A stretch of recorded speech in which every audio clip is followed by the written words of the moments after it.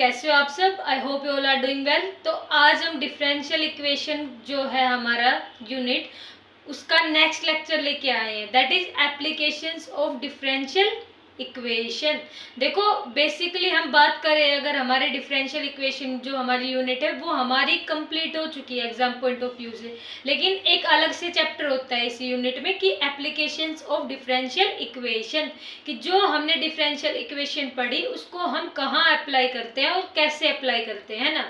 तो देखो previous lecture में हम कंप्लीट कर चुके थे method of variation of parameters, undetermined coefficients, Kochi Euler form, ये सब हम पढ़ चुके थे प्रीवियस लेक्चर्स में। तो अब हमारा क्या बचा हुआ था? सिर्फ applications of differential equation.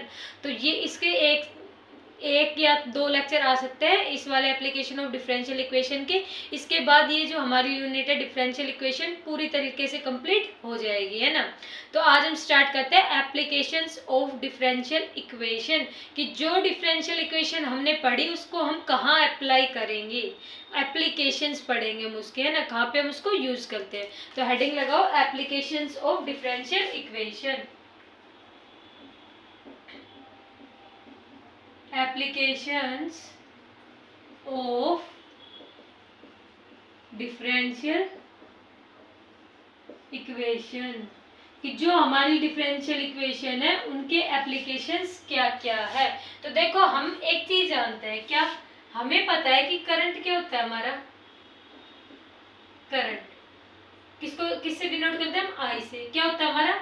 dq by dt।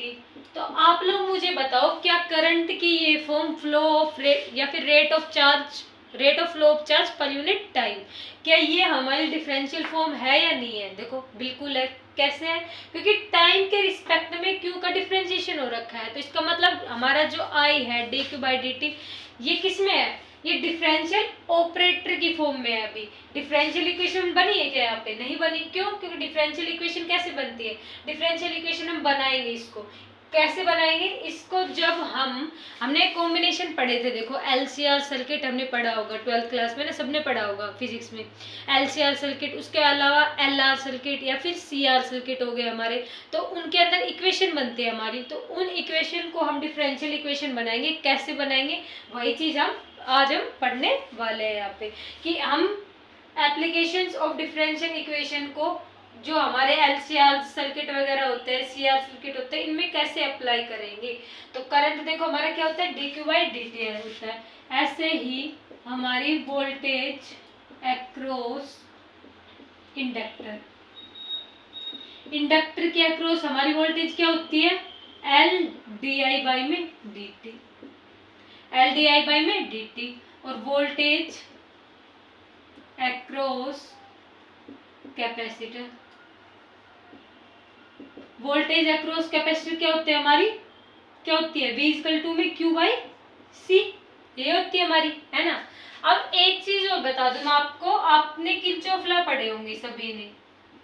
देखो ये चीजें मैं क्यों बता रही हूँ, अब हम जो डेरिवेशन करेंगे ना, कि हमारा एलआर सर्किट हो गया जैसे या फिर सीआर सर्किट हो गया, उसको हम डिफरेंशियल इक्वेशन की फॉर्म में लेके आएंगे। तो कैसे लेके आएंगे? इन फॉर्मूलाज को यूज करके लेके आएंगे। तो लिखो अभी किरचॉफ लॉ।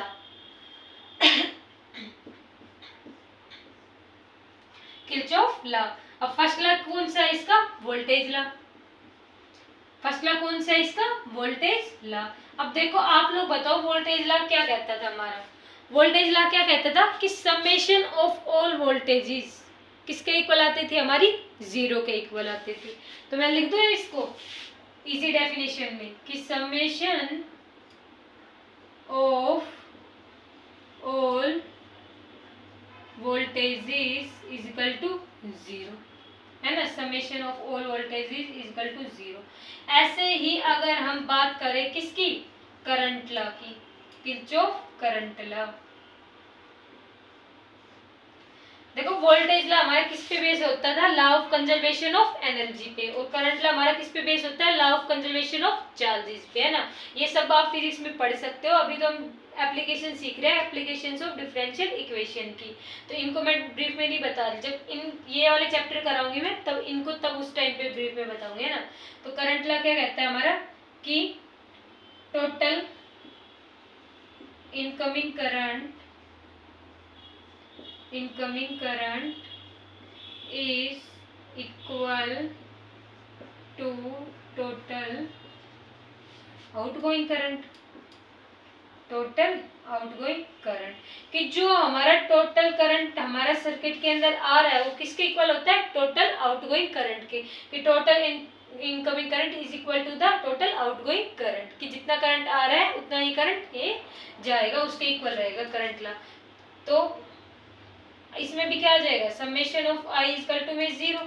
जैसे मान लो ये सर्किट है हमारा, है ना, यहाँ से करंट आ रहा है, यहाँ से करंट आ रहा है, और यहाँ से करंट जा रहा है, यहाँ से करंट जा रहा है, तो इन दोनों से जितना करंट आ रहा है वही तो इन दोनों से जा रहा है करंट, है ना। आप लोग मुझे बताओ कि जितना करंट इस सर्किट में आएगा इन दोनों वायर से उतना ही तो करंट तो बाहर जाएगा। तो मैंने क्या लिखवाया कि total incoming current is equal to total outgoing current that is summation of I is equal to में 0।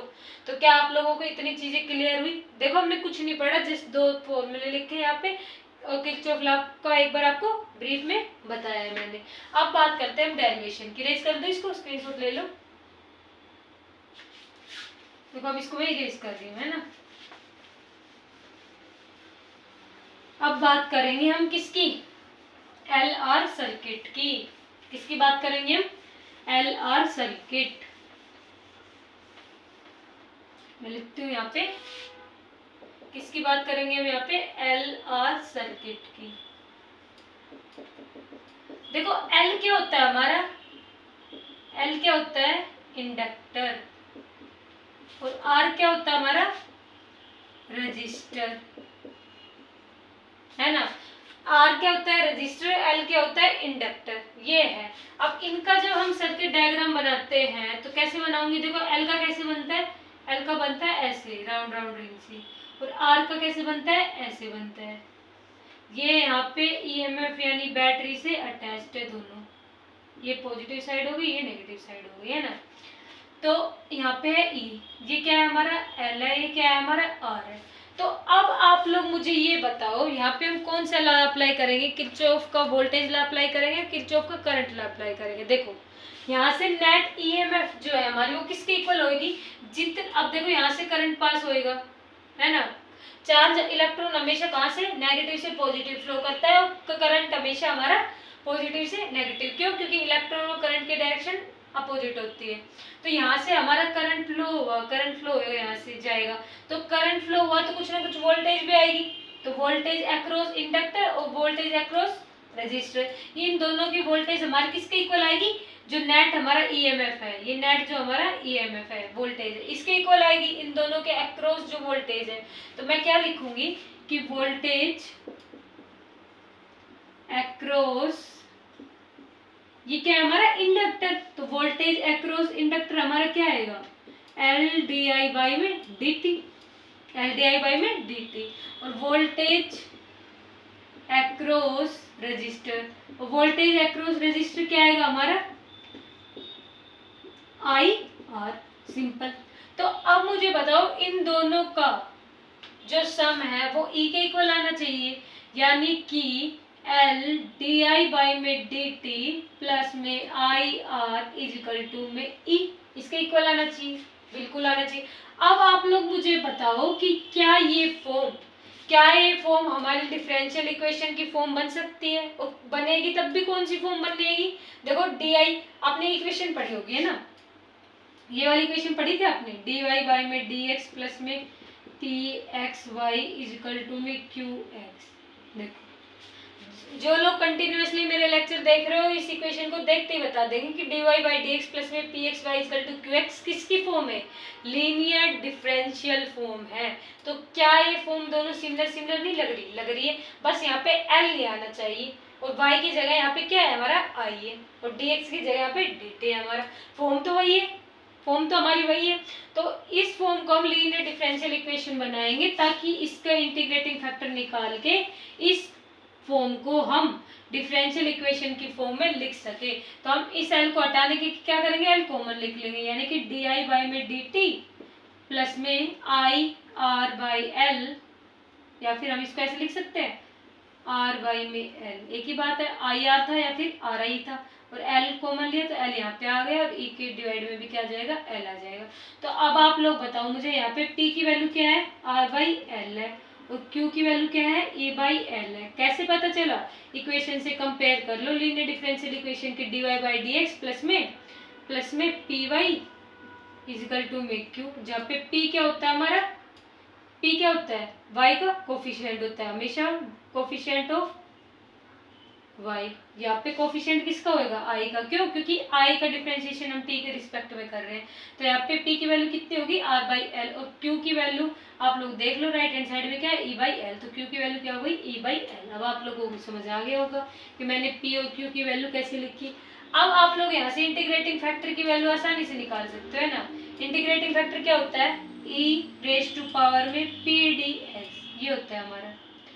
लेकिन यहाँ पे ई पी की वैल्यू कितनी है हमारी, आर बाई एल, और यहाँ पे डी एक्स हम डिफरेंशिएशन किसके रिस्पेक्ट में कर रहे हैं, टी के रिस्पेक्ट में। तो डी एक्स की जगह क्या आ जाएगा यहाँ पे, डी टी।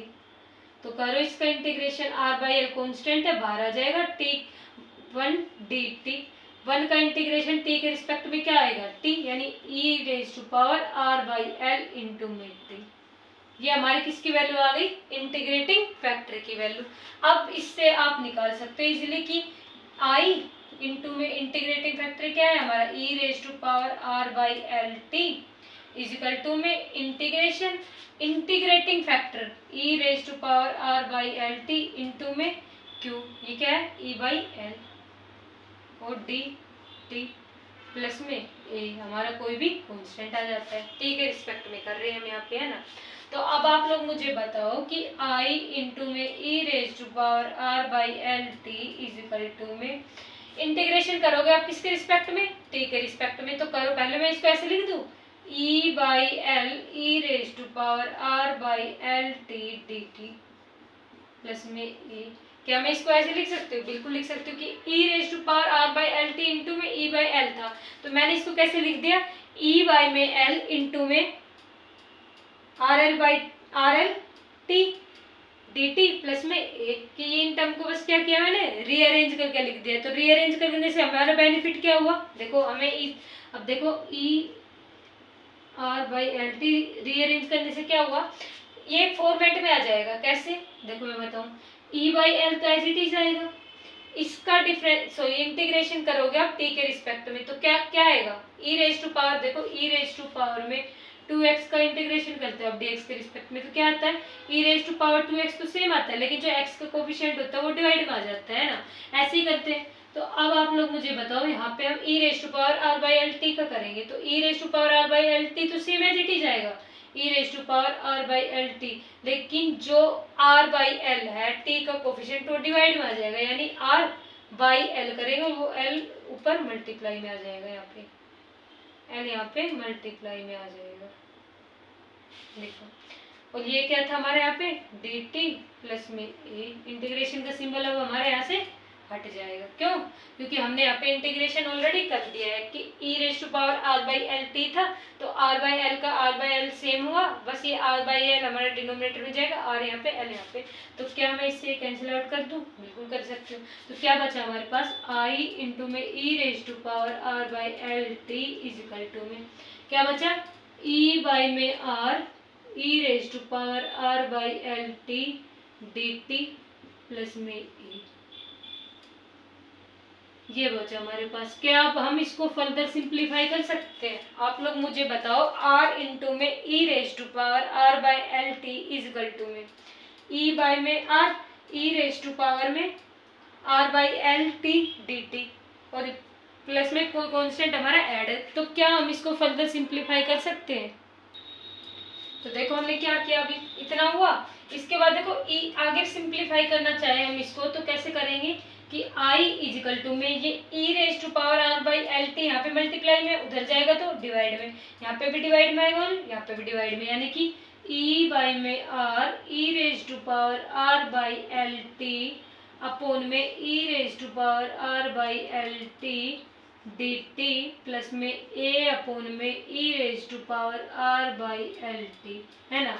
अब इससे तो ये कैंसिल आउट हो जाएगा, कितना आएगा, 1 आएगा, और ये यहाँ पे प्लस में है, e raise to power plus r by L t, numerator में जाएगा तो a e raise to power minus are by L t हो जाएगा, यानी आई की वैल्यू हमारी क्या आएगी यहाँ से। अब आप लोग बड़े आसानी से बता सकते हो कि आई की वैल्यू यहाँ से क्या आएगी, आई इज इक्वल टू में ई बाई में आर डी टी, या सॉरी ये dt नहीं आएगा ना यहाँ पे, क्यों, क्योंकि डिफरेंशिएशन हम उसके रिस्पेक्ट में ऑलरेडी कर चुके हैं, तो dt नहीं आएगा यहाँ पे, है ना। ये dt कब आ रहा था, जब हम इंटीग्रेशन करते हैं किसी के रिस्पेक्ट में, तब dt आता है, तो हमने यहाँ पे इंटीग्रेशन कर दिया तो dt यहाँ पे नहीं आएगा, है ना। तो e by R E raise to power are by L T plus में a था, ये उधर मल्टीप्लाई में उधर भेजेंगे डिवाइड में, तो इससे a क्या हो जाएगा 1 बन जाएगा, और एक के साथ एक क्या आ जाएगा e raise to power minus are by L t, यानी कि ई बाई में आर प्लस में a e raise to power minus are by L t, ये वैल्यू आ गई आपकी। तो अगर टाइम जीरो है तो आई की वैल्यू कितनी होगी। देखो ये इक्वेशन हमारी बन गई, हमने कुछ नहीं किया, हमने क्या किया कि e by R E raise to power are by L T plus में a, ये भी इक्वेशन बन गई थी, इस यहाँ पे मल्टीप्लाई में था, इधर भी डिवाइड में आएगा, इधर भी डिवाइड में, इधर डिवाइड में आया तो कितना हुआ 1, और a के साथ डिवाइड में आएगा, ये न्यूमरेटर में जाएगा तो r बाई एल टी किस में आ जाएगा माइनस में आ जाएगा, तो वही चीज मैंने लिखी हुई है। अब आप लोग मुझे बताओ टाइम जीरो पे करंट की वैल्यू कितनी होगी, करंट की वैल्यू कितनी होगी हमारी 0, क्यों होगी, क्योंकि करंट क्या होता है हमारा rate of flow of charge per unit time, लेकिन जब हमारा टाइम ही 0 है तो ऑब्वियसली करंट की वैल्यू भी कितनी होगी हमारे यहाँ पे 0। तो आई टी 0 और आई 0 सब्सटीट्यूट करो, यानी आई की वैल्यू क्या है 0, तो ई बाई में आर प्लस में a e raise to power, अब टी की वैल्यू 0 को आर बाई एल से मल्टीप्लाई करोगे तो 0 ही आएगा, और e की पावर 0 कितना होता है हमारा 1, लिख दो यहाँ पे e रेज टू पावर 0 कितना होता है हमारा 1 होता है, तो यहाँ से क्या आएगी वैल्यू 0 इजिकल टू में e बाई आर प्लस में a, और a की वैल्यू क्या आई हमारी यहाँ से माइनस e बाई में r, a की वैल्यू हमारे यहाँ से क्या आई माइनस e बाई में r, इसको यहाँ पे सब्सटीट्यूट कर दो, तो फाइनली हमें i की वैल्यू क्या मिलेगी i इजिकल टू में e बाई आर प्लस में a की वैल्यू सब्सटीट्यूट करोगे माइनस ई बाई आर, तो प्लस किस में चेंज हो जाएगा हमारा माइनस में, यानी कि माइनस ई बाई में आर, और इसके साथ क्या है हमारा e raise to power minus are by में एल टी, ये इक्वेशन आएगी। इसको भी आप फर्दर सिंप्लीफाई करना चाहो तो कर लेना कि ई बाई आर है, इसको कॉमन ले लो, देख कैसे कि आई इजिकल टू में ई बाई आर आपने कॉमन ले लिया, तो यहाँ पे क्या बचा 1 माइनस में e raise to power minus are by L t, ये रिजल्ट है आपका। देखो तो ये क्या हो गया हमारा सॉल्यूशन किसका, ये जो हमने लीनियर डिफरेंशियल इक्वेशन में कन्वर्ट किया था किसको आर एल सर्किट की जो इक्वेशन थी उसको, तो उसके हमारे क्या आ गए सॉल्यूशन। तो देखो इसकी एक एप्लीकेशन तो हमने पढ़ ली कि जब भी हमारे सर्किट आए, जैसे एल आर सर्किट आए सी आर सर्किट आए, तो उन सर्किट में हमारे डिफरेंशियल इक्वेशन फॉर्म बने तो उसके सॉल्यूशन हम कैसे निकालेंगे। जैसे यहाँ पे निकाला हमने क्या किया कि एल आर सर्किट था, एल यानी इंडक्टर, आर यानी रजिस्टर, तो एल और आर बेसिक देखो इतना आइडिया सबको होगा कि इंडक्टर रजिस्टर क्या होता है, सबको पता होगा ये सारी चीजें, ये डायग्राम कैसे है, ई हमारे ईएमएफ क्या होता है, ग्रेजुएशन के लेक्चर देख रहे हैं हम, देखो ऑब्वियस सी बात है ना, आता होगा सबको। तो वोल्टेज अक्रॉस इंडक्टर क्या होता है l D I by d t, और रजिस्टर के अक्रॉस क्या होता है आई आर, तो क्या बनी हमारी equation l D I by d T plus i r equal to ई।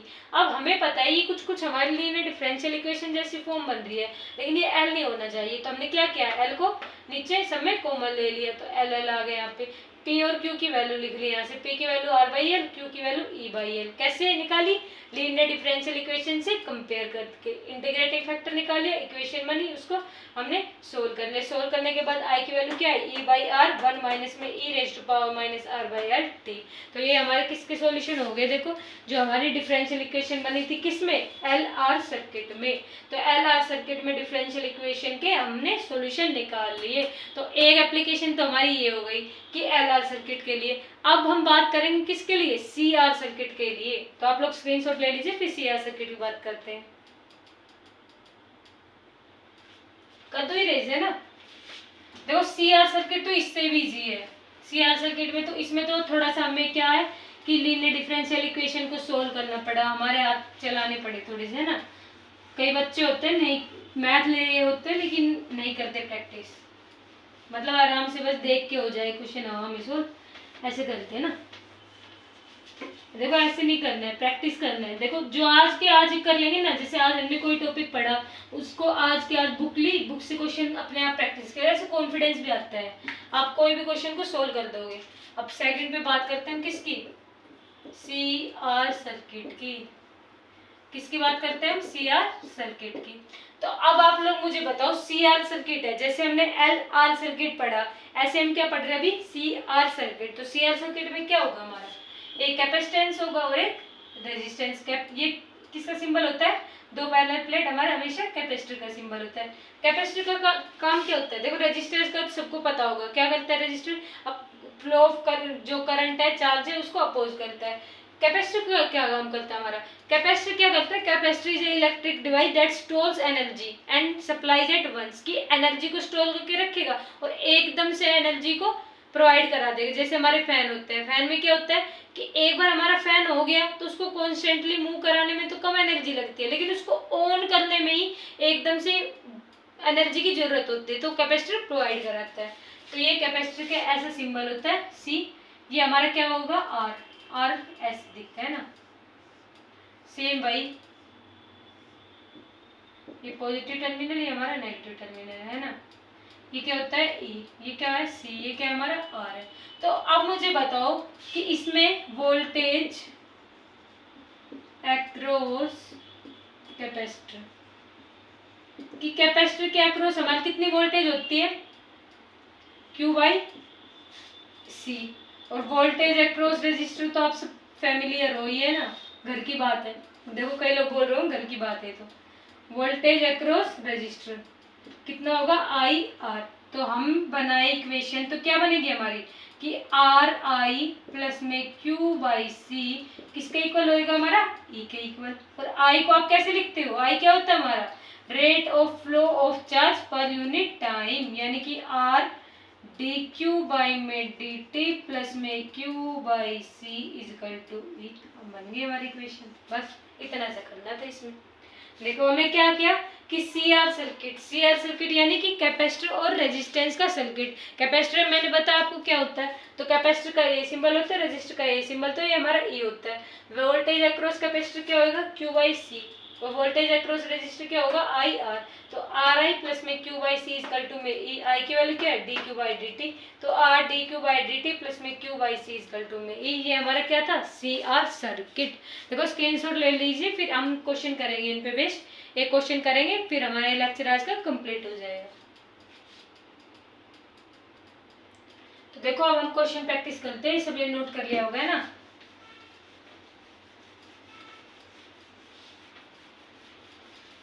अच्छा क्वेश्चन है, तो हमें पता चल जाएगा कि हम डिफरेंशियल इक्वेशन है इनको कैसे अप्लाई करते हैं।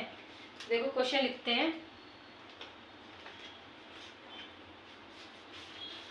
an inductance of 2 Henry and inductance of 2 Henrys and a resistance of 20 ohm and a resistance of 20 ohms। ये सिंबल किसका होता है, रेजिस्टेंस का। Are connected in series, are connected in series, किस में कनेक्ट है वो, सीरीज में कनेक्ट है। Are connected in series with an EMF E volt, with an EMF E volt. E volt की जो ईएमएफ है उससे कनेक्ट है हमारे। If the current is zero when T is equal to zero, if the current is zero when T is equal to zero, कि T is equal to zero पे हमारे current कितना है, जीरो है। Then find the current at end of, find current at end of 0.01 second if E is equal to में 100 volt. तो question क्या है मैं बताती हूँ आपको कि हमारा क्वेश्चन क्या है। तो देखो हमारा क्वेश्चन क्या कहता है कि an inductor of 2 henries and a resistance of 20 ohm are connected in series, कि 2 हेनरी का एक इंडक्टेंस और 20 ओम का एक रेजिस्टेंस, इनको हमने किस में कनेक्ट कर दिया, सीरीज में। तो देखो सीरीज में कनेक्ट करो, सॉल्यूशन लिखते हैं हम, क्वेश्चन का है ना, क्वेश्चन का सॉल्यूशन लिखते हैं। तो देखो 2 हेनरीज का इंडक्टेंस, इंडक्टेंस का सिंबल ये होता है, यानी कि आई कितना है हमारे यहाँ पे, इंडक्टेंस पूरा लिख देते हैं ना, इंडक्टेंस किससे डिनोट करते हैं हम, एल से करते हैं ना, तो एल लिख देते हो, कितना हमारा 2H and R resistance of 20 ohm. अब क्या है, रेजिस्टेंस है कितने का, 20 ओम का रेजिस्टेंस है, आर इजकल टू 20 ओम, किस में कनेक्ट है, सीरीज में, सीरीज में कनेक्ट है किससे, ईएमएफ ई वोल्ट से। तो हमने ईएमएफ हमारी ई वोल्ट से इसको कनेक्ट कर दिया है, ईएमएफ हमारी ई वोल्ट से कनेक्ट कर दिया है, जितना क्वेश्चन ने बोला उसके अकॉर्डिंग चलना है। If the current is 0 when t is equal to 0, कि गिवन क्या है हमें, गिवन लिखो सबसे पहले कि I इजकल टू 0 कब, व्हेन t इजकल टू 0। तो t इजकल टू 0 पे I इजकल टू 0 वाली equation for L R circuit हमने अभी पढ़ी थी, हमने डेरिवेशन कराया था तब। तो हमने क्या पढ़ा था कि I इजकल टू में किसके इक्वल होता है हमारा I, E बाई में R, 1 माइनस में e raise to power minus are by L T, इसके इक्वल होता है। अब भी पढ़ा था ना डेरिवेशन क्या कि आई हमारा किसके इक्वल होता है, e बाई आर, 1 माइनस में e raise to power minus are by L T के इक्वल। कैसे निकाली थी हमने इक्वेशन, हमने देखा था यहाँ पे साइड में बता देती हूँ थोड़ा सा, वैसे तो अभी बताया था कि एल, अब देखो इसके अक्रॉस वोल्टेज, इसके अक्रॉस वोल्टेज, तो इसके across voltage l D I by d T, plus में इसके अक्रॉस वोल्टेज कितनी होती है, i r equal to e, इसको डिफरेंशियल इक्वेशन बनाएंगे d I by d T plus में आई r by l equal to में ई बाई एल, ये पी की वैल्यू ये क्यू की वैल्यू, इंटीग्रेटिंग फैक्टर को निकाल लेंगे, सॉल्यूशन हमारे निकल के आ जाएंगे। सॉल्यूशन जो आया उसमें हमने i equal to 0, t is equal to 0 पे वैल्यू पुट की थी, तो आई की वैल्यू हमारी कितनी आई थी, e by are, 1 minus E raise to power minus are by L T. तो इतना तो हमने लिख लिया। इसके बाद हमें क्वेश्चन में क्या सोल्व करना है, find current at end of 0.01 second, की टाइम हमें कितना गिवन है, 0.01 सेकेंड, जिसपे हमारी वोल्टेज कितनी है, ई क्या है हमारा 100 वोल्ट, ई क्या है हमारा 100 वोल्ट।